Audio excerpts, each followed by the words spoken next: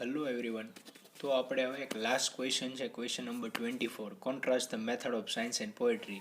તો એ જોઈએ. કોન્ટ્રાસ્ટ એટલે છે બંને વચ્ચે વિરોધાભાસ છે, દર્શાવે છે કે જે સાયન્સ છે એની મેથડ અને પોએટ્રીની જે મેથડ છે એ બંને વચ્ચે.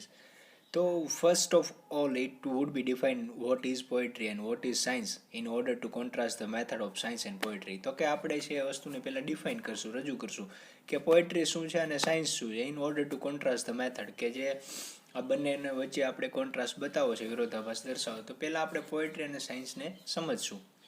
Poetry and science both have their own significance. One is the faculty related with emotion area of human being, while the other is related with rational areas of human being. તો એક છે જે પોએટ્રીની વાત કરીએ તો કે બંનેનું છે ખુદનું પોતાનું છે એ મહત્વ રહેલું છે. એક છે એની અંદર ક્ષમતા છે કે જે related with emotion area of human being, કે જે માણસના ઇમોશનલ એરિયા હોય, જે આપણે લાગણીવાળી જે વસ્તુ હોય એની સાથે છે તાલ્લુક રાખે છે. અને બીજું છે રિલેટેડ વિથ રેશનલ, કે જે એક છે એ તર્કસંગત સાથે છે, માણસના જે તર્ક જે લોજિક હોય એની સાથે તાલ્લુક રાખે છે science. Poetry has been defined by many critics, કે પોએટ્રીને છે ઘણા બધા ક્રિટિકે છે ડિફાઇન કરેલી છે. This it has become a very much difficult to have a one concrete meaning of poetry. તો એટલા જ માટે છે પોએટ્રીની છે કોઈ ચોક્કસ એક કઠોર જે ચોક્કસ કહેવાય નક્કર વ્યાખ્યા આપી એ છે મુશ્કેલ છે પોએટ્રીની. And few definitions are presented here to show what is poetry and there are as under, કે થોડીક આપણને ડેફિનેશન થોડીક વ્યાખ્યાઓ છે આપેલી છે એ નીચે આપણે જોઈએ. તો પીબી શૈલી એવું કહે છે કે poetry is the spontaneous overflow of the powerful feeling, કે જે માણસની ફિલિંગ હોય પાવરફુલ ફિલિંગ એનું શું છે તો કે સ્પોન્ટેનિયસ ઓવરફ્લો, કે જે એક રીતના બહેકતી જતી હોય, હળવેકથી જે જતી હોય એવું છે. વિલિયમ વર્ડસવર્થ કહે છે poetry is the breath and finer spirit of the all knowledge, કે પોએટ્રી તો છે ને એક શ્વાસ લેતા હોય એવી ક્રિયા છે અને જે સારામાં સારી જે માણસની સ્પિરિટ, જે જુનૂન કહેવાય, ભાવના કહેવાય, એ છે ફોર ઓફ ઓલ નોલેજ, જે બધા પ્રકારનું નોલેજ આપણને મળી શકે. Arnold calls poetry as a criticism of life, અને જે મેથ્યુ આર્નોલ્ડ છે એ શું કહે છે કે પોએટ્રી છે એ તો ખરેખર જીવનની એક વિવેચના છે. TS Eliot define poetry is the turning loose emotions, કે છે એ માણસની જે છૂટક લાગણી દેવાનો હોય એવી છે. બીજું છે કે ધાવ the help of above definitions we may summarise the that poetry deals with the soul of human beings, કે આ જે ઉપરની આપણે ડેફિનેશન છે એને સમજ્યા તો વી મે સમરાઇઝ, તો આપણે છે એક સમરી છે એને સંક્ષેપમાં તરફ લઈ જઈ શકીએ કે પોએટ્રી છે માણસની આત્મા સાથે છે તાલ્લુક રાખે છે. It's ultimate aim is to interpret the life, એનો જે મુખ્ય તમે ધ્યેય કહી શકો એ શું હોય છે તો કે જીવનનું અર્થઘટન કરવું. It is the faculty where imaginations and feeling can be spread in a colourful manners, કે તો કે આ એવી પ્રકારની ફેકલ્ટી, એવી શાખા છે કે વેર ઇમેજિનેશન, જે કાલ્પનિકતા શક્તિ, અને ફિલિંગ, જે માણસની લાગણીઓ, can be spread in the colourful manner, કે જે સ્પ્રેડ છે ફેલે છે કેવી રીતના તો કલરફુલ મેનરની અંદર જે ફેલે છે, સારી રીતના, જે જીવનના બધા કહેવાય કલરફુલ રીત એવી રીતના ફેલે છે. તો આ અહીંયા સુધી આપણે જોયું. હવે આગળના પેજ ઉપર જોઈએ તો science is a term that deals with what is called fact which is depended upon evidence, કે સાયન્સ છે એ ટર્મ, એ શબ્દ કેવો છે કે જે તાલ્લુક રાખે છે with what is called fact, જે હકીકત હોય છે, which is dependent upon evidence, કે જે શેની ઉપર ડિપેન્ડ રાખે છે તો કે એવિડન્સ, એના છે પાકા પ્રૂફ હોય છે.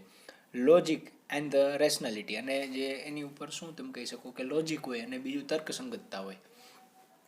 Science is the matter that talk of those which have the physical existence, તો સાયન્સ છે એવી વસ્તુ ઉપર વાત કરે છે કે જેનું ફિઝિકલ એક્ઝિસ્ટન્સ હોય, જે વાસ્તવિક રીતના પૃથ્વી ઉપર હાજર હોય એને.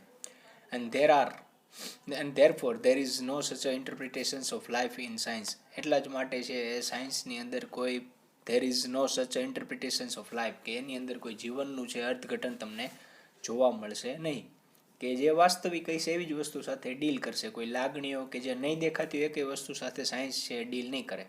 This science doesn't deal with the feeling or emotion, એટલા જ માટે સાયન્સ છે કોઈ લાગણી અને જે ઇમોશન હોય આપણા જે માણસના એની સાથે કોઈ પ્રકારનો સંબંધ રાખશે નહીં, ડીલ કરશે નહીં.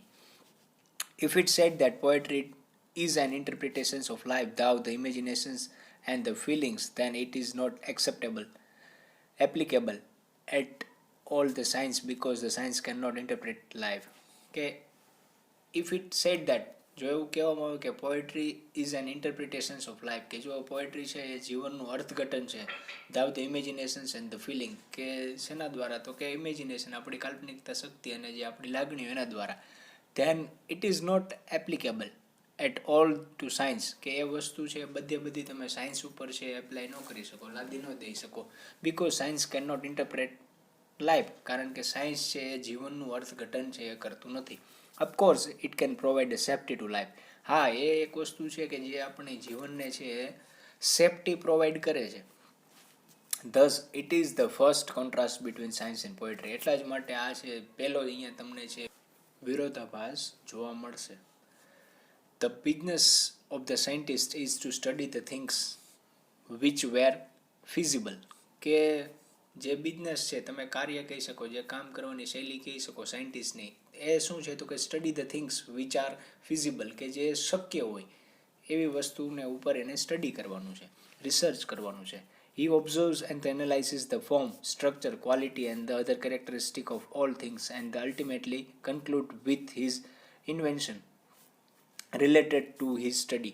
અને શું કરશે તો કે he observes, કે દરેક વસ્તુને છે ઓબ્ઝર્વ કરશે અને એને એનાલિસિસ કરશે, એનું જે ફોર્મ, એનું રૂપ હોય છે, એનું જે સ્ટ્રક્ચર, એનું માળખું હોય છે, એની જે ગુણવત્તા હોય છે, અને એના જે બીજા પ્રકારના લક્ષણો હોય છે, અને બધી ક્વોલિટીને શું કરશે કે એની તપાસ કરશે, અને પછી કન્ક્લુડ, પછી છે કોઈ ડિસિઝન એ લેશે વિથ હિઝ ઇન્વેન્શન, અને એની જે ઇન્વેન્શન એમાંથી કંઈક કર્યું હોય છે રિલેટેડ ટુ હિઝ સ્ટડી, અને એની જે સ્ટડી રિલેટેડ હશે એની ઉપરથી એ કંઈક પછી તમને રિઝલ્ટ આપશે.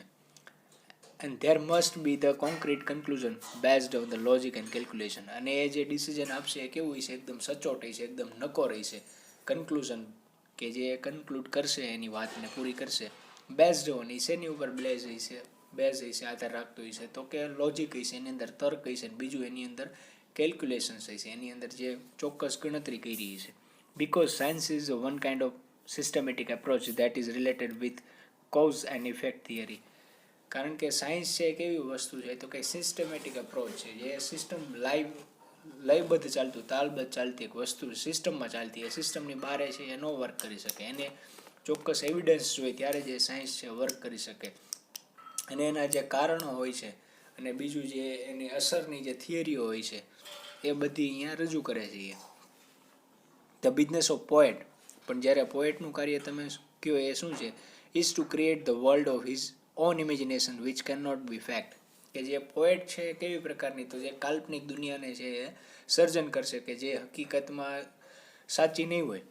The poet never follows analysis or the systematic way to create a poetry. પણ પોએટ છે ક્યારેય કવિ છે કોઈ never follow analysis or systematic way to create poetry. તો કે પોએટ છે ક્યારેય ફોલો નહીં કરે કોઈ સિસ્ટમેટિક રસ્તો, અથવા તો કોઈ એનાલાઇસિસ હોય એને છે એવું નહીં ફોલો કરે એની પોએટ્રીને ક્રિએટ કરવા, સર્જન કરવા. The poet always aim at the beauty of the work, not conclusion of the work. જો પોએટ છે હંમેશા શેની ઉપર છે એ વર્ક કરશે, શેની ઉપર એનો વધારે આધાર રહેશે, એનો મુખ્ય ધ્યેય છે, તો કે એનું જે કામ હોય એની સુંદરતા ઉપર, એના કામનું જે પરિણામ છે એની ઉપર એને ક્યારેય રસ ન હોય, એના કામની જે સુંદરતા હોય એની ઉપર એ વધારે ધ્યાન દેતા હોય છે, એની કામની જે પૂર્ણતા હોય, કન્ક્લુઝન, એની ઉપર એને રસ ન હોય. The beauty of the scientist and the beauty of the poet both are quite different. કે તમે જે બ્યુટી ઓફ ધ સાયન્ટિસ્ટ, કે જે સાયન્ટિસ્ટનું કાર્યશૈલી છે અને જે કવિની કાર્યશૈલી છે એ બંને છે એ ક્વાઇટ ડિફરન્ટ છે. બંનેને છે તમે જોઈ શકો એવી રીતના છે બંને અલગ પડે છે. એક છે જે જીવનનું અર્થઘટન કરે છે કવિ, અને એક છે જે લિવિંગ બિંગ હોય છે, જેનું પૃથ્વી ઉપર એક્ઝિસ્ટન્સ હોય છે એવી વસ્તુને એ માને છે, બીજી એકેય વસ્તુને સાયન્સ માનતું નથી. તો અહીંયા જોયો આપણે ક્વેશ્ચન. હવે ક્વેશ્ચનને આગળ વધારીએ, નેક્સ્ટ વિડીયોમાં જોઈએ.